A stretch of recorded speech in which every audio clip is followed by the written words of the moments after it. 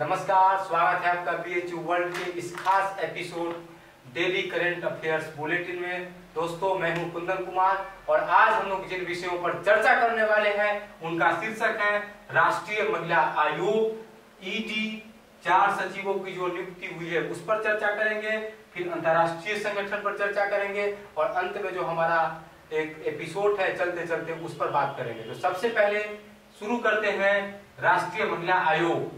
तो राष्ट्रीय महिला आयोग की बात क्यों हो रही है, तो इसके पीछे कारण बता देते हैं। कल नेपाल का जो राष्ट्रीय मानवाधिकार आयोग है वह भारत की राष्ट्रीय महिला आयोग से मिला। मिलने के पीछे वजह क्या थी, उस वजह के बारे में भी चर्चा होगी। राष्ट्रीय महिला आयोग से नेपाल का राष्ट्रीय मानवाधिकार आयोग इसलिए मिला क्योंकि बहुत सारी जो लड़कियां नेपाल की है वह भारत के जेलों में बंद है। आपको पता होना चाहिए, अगर आप नियमित रूप से समाचार पत्रों का अध्ययन करते होंगे तो आपको पता होना चाहिए कि नेपाल एक ऐसा देश है जहां से लड़कियों का ह्यूमन ट्रैफिकिंग होता है और उनको गलत कामों में लगा दिया जाता है, जैसे कि प्रोस्टिट्यूट सेंटर, इन सब कामों में लगा दिया जाता है। तो इन्हीं सब मुद्दों को लेकर नेपाल का जो मानवाधिकार आयोग है वह भारत की राष्ट्रीय महिला आयोग से मिला था। उन महिलाओं की स्थिति के बारे में पता लगाने के लिए जो महिलाएं भारत के जेलों में बंद है। तो जब बात होगी राष्ट्रीय महिला आयोग की तो बात की तहकीकात करेंगे, हम जानने का प्रयास करेंगे कि राष्ट्रीय महिला आयोग क्या है, इसकी स्थापना कब हुई, इसकी प्रथम अध्यक्ष और वर्तमान की अध्यक्षा कौन है। तो सबसे पहले राष्ट्रीय महिला आयोग। राष्ट्रीय महिला आयोग भारत में महिलाओं के अधिकार को सुनिश्चित करने के लिए एक संगठन का निर्माण किया गया जिसका नाम है भारतीय राष्ट्रीय महिला आयोग। तो राष्ट्रीय महिला आयोग का काम है कि वह भारत में महिलाओं के अधिकारों के लिए लड़े, उनके संवैधानिक अधिकारों के लिए लड़े। दोस्तों, इस आयोग की स्थापना भारतीय संसद अधिनियम 1990 के द्वारा सन 1992 में किया गया था। आपको बताते चले कि राष्ट्रीय महिला आयोग की प्रथम अध्यक्षा थी सुश्री जयंती पटनायक और इसकी वर्तमान की जो राष्ट्रीय महिला आयोग की अध्यक्षा है वह है श्रीमती रेखा शर्मा। तो अभी हम बात कर रहे थे राष्ट्रीय महिला आयोग के बारे में। अब हम बात करेंगे ईडी के बारे में। अगर आप नियमित रूप से समाचार पत्रों का अध्ययन करते होंगे तो हमको नहीं लगता होगा कि भारत का कोई भी समाचार पत्र होगा जिसमें आज ईडी की चर्चा न हो। दोस्तों, हाँ, ईडी की चर्चा तो क्यों हुई ईडी की चर्चा, तो आपको बताते चले कि रॉबर्ट वाड्रा से ईडी ने दर्जनों सवाल पूछे हैं। रॉबर्ट वाड्रा से किस विषय पर लेकर के कौन कौन से सवाल पूछे गए उससे हमारा कोई सरोकार नहीं है। हमारा सीधा सरोकार होगा कि ईडी क्या है और इसकी स्थापना कब की गई और इसके कार्य क्या है। तो सबसे पहले बात करते हैं ईडी। ईडी का फुल फॉर्म होता है इन्फोर्समेंट डायरेक्टोरेट। इन्फोर्समेंट डायरेक्टोरेट इसका फुल फॉर्म होता है। और जैसे आप सीबीआई के बारे में जानते हैं कि सीबीआई एक जांच निकाय है और वह जांच पड़ताल करती है, उसी तरीके से इन्फोर्समेंट डायरेक्टोरेट जो है, ईडी जो है, प्रवर्तन निदेशालय है, यह राजस्व विभाग का एक संगठन है, छोटा सा संगठन है जो राजस्व से जुड़े हुए मामलों की जांच पड़ताल करता है। तो इसकी स्थापना की गई थी सन 1 मई 1956 ईस्वी में इसकी स्थापना की गई थी और इसके वर्तमान के अध्यक्ष है श्री एसके मिश्रा। एसके मिश्रा इसके वर्तमान के प्रमुख है। और आपको बताते चले कि एसके मिश्रा की नियुक्ति सन 2018 ईस्वी में हुई थी, नवंबर महीने में हुई थी। इससे पहले एसके मिश्रा सीबीआई में विशेष डायरेक्टर थे, लेकिन उनको अब ईडी में लाया गया है और ईडी का प्रमुख बनाया गया है, अंतरिम प्रमुख, और यही अभी इसके वर्तमान प्रमुख है। अब बात करेंगे 4 सचिवों की नियुक्ति के बारे में।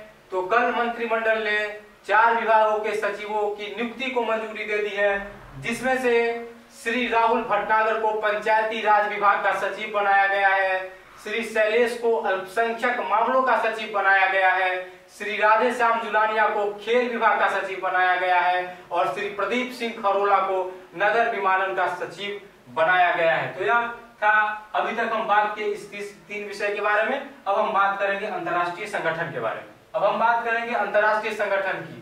कल हम 5 अंतर्राष्ट्रीय संगठन पर चर्चा किए थे, आज हम 5 अंतर्राष्ट्रीय संगठन के बारे में विस्तार से पढ़ेंगे और यही 10 अंतरराष्ट्रीय संगठन आपके एग्जाम के व्यू से महत्वपूर्ण है। तो बात करते हैं सबसे पहले आसियान की। दोस्तों आसियान की स्थापना हुई थी सन 1967 में और आसियान का मुख्यालय है जकार्ता और आसियान में कुल 10 देश है। आपको कमेंट बॉक्स में बताना है कि वह 10 देश कौन कौन से हैं जो आसियान में है और यह भी बताइएगा कि आसियान का फुल फॉर्म क्या है। उसके बाद हम बात करेंगे नाटो की। नाटो की स्थापना हुई थी सन 1949 ईस्वी में। इसका मुख्यालय है बेल्जियम ब्रसेल्स, बेल्जियम की राजधानी ब्रसेल्स और इसके सदस्य देशों की संख्या है 29। आपको बताते चले कि नाटो का पूरा नाम होता है नॉर्थ अटलांटिक ट्रीटी ऑर्गेनाइजेशन और जब यह शीत युद्ध का दौर चल रहा था उस समय इस संगठन का निर्माण किया गया था। उसके बाद हम बात करेंगे दक्षेश की। दोस्तों दक्षेश की स्थापना सन 1985 ईस्वी में हुई थी और इसका मुख्यालय है काठमांडू और दक्षेश के सदस्य देशों की संख्या है 8। उसके बाद G15 की स्थापना हुई थी 1989 में। इसका मुख्यालय जेनेवा में अवस्थित है और इसके सदस्य देशों की संख्या है 17। उसके बाद है हमारा विश्व स्वास्थ्य संगठन। विश्व स्वास्थ्य संगठन की स्थापना 1948 ईस्वी में की गई थी। इसका मुख्यालय भी है जेनेवा और इसमें सदस्य देशों की कुल संख्या है 194। तो कल का 5 और आज का 5 यही 10 आपके परीक्षा के दृष्टिकोण से काफी महत्वपूर्ण है। तो अब हम बात करते हैं जो हमारा अगला एपिसोड होता है चलते चलते की, तो आज उसकी बात करेंगे और चलते चलते में हम विश्व और भारत की ऐतिहासिक घटनाओं के बारे में आपसे बात करेंगे। तो सबसे पहले आज ही के दिन सन 1831 में बेल्जियम ने अपना संविधान बनाया था। उसके बाद आज ही के दिन सन 1856 में तस्मानिया में पहली बार गोपनीय मतपत्र तैयार किया गया था। जी हाँ, तस्मानिया में गोपनीय मतपत्र तैयार हुआ था। उसके बाद ब्रिटेन में आज ही के दिन सन 1940 ईस्वी में रेलवे का राष्ट्रीयकरण किया गया था और आज ही क्यूबा के फिदेल कास्ट्रो ने अपने देश के नए संविधान की घोषणा की थी। दोस्तों अब बात होती है कि कल हम आपसे 3 प्रश्न पूछे थे उसका जवाब देने का। तो सबसे पहले जो क्वेश्चन पूछे थे उसको फिर से हम रिपीट कर देते हैं। कल हमारा क्वेश्चन था कि मनीला कहाँ है, तो आप लोगों ने बताया भी है कि मनीला फिलीपींस में पड़ता है। उसके बाद हमारा दूसरा क्वेश्चन था कि सीमांत गांधी के नाम से हम किसको जानते हैं, तो खान अब्दुल गफ्फार खान को हम सीमांत गांधी के नाम से जानते हैं। और हमारा तीसरा कल का जो क्वेश्चन था वो यह था कि भारत की पहली महिला न्यायाधीश कौन है, तो उसका आंसर होगा फातिमा बीबी। दोस्तों आप सबों ने अच्छा जवाब दिया है, लेकिन संदीप कुमार आज के लकी स्टूडेंट है। उन्होंने 3 के 3 प्रश्नों का सही जवाब दिया है। तो संदीप कुमार को बहुत बहुत बधाई और शुभकामनाएं। आप इसी तरीके से पढ़ते रहिए और आगे इसी तरह से प्रश्नों का जवाब देते रहिए। अब समय आ गया है कि आज हम आपसे फिर 3 प्रश्नों के साथ आपको छोड़े जाए। तो हमारा सबसे पहला जो क्वेश्चन होगा वह यह होगा कि आसियान का पूरा नाम आपको बताना है। आसियान इसका पूरा नाम बताना है और फिर आपको बताना है इसमें जो 10 सदस्य देश है वह कौन कौन से देश है। तो यहाँ से आपके लिए 2 क्वेश्चन तैयार हो गया। और तीसरा क्वेश्चन जो हम आपसे पूछने जा रहे हैं वह यह है कि राष्ट्रीय सड़क सुरक्षा सप्ताह कब से कब तक मनाया जा रहा है इस बार। तो यही आज का 3 क्वेश्चन है।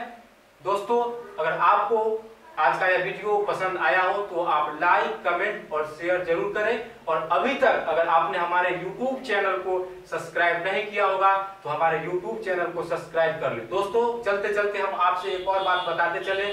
इतना बताने के लिए हमको बहुत मेहनत करना पड़ता है, बहुत कुछ पढ़ते हैं उसके बाद आपके लिए कुछ निकाल कर लाते हैं और इतनी व्यस्तता है कि हमारा जो मुख्य काम होता था लेख लिखने का वह हम कम कर दिए हैं आप लोगों की वजह से, आप लोगों की सेवा के लिए। और फिर भी उससे थोड़ा सा समय निकालकर हम फिर एक लेख लिखे थे। आज के जनसत्ता में उसका प्रकाशन हुआ है, चौपाल में वह लेख आया है। और इसी तरीके से आपके लिए हम मेहनत करते रहेंगे, आप भी हमारे वीडियो को देखते रहिए और इसी तरीके से हम दोनों के बीच का जो यह कड़ी है, यह एपिसोड है, आगे बढ़ते रहेगा। तो फिर मुलाकात होगी कल शाम 6 बजे। तब तक के लिए धन्यवाद।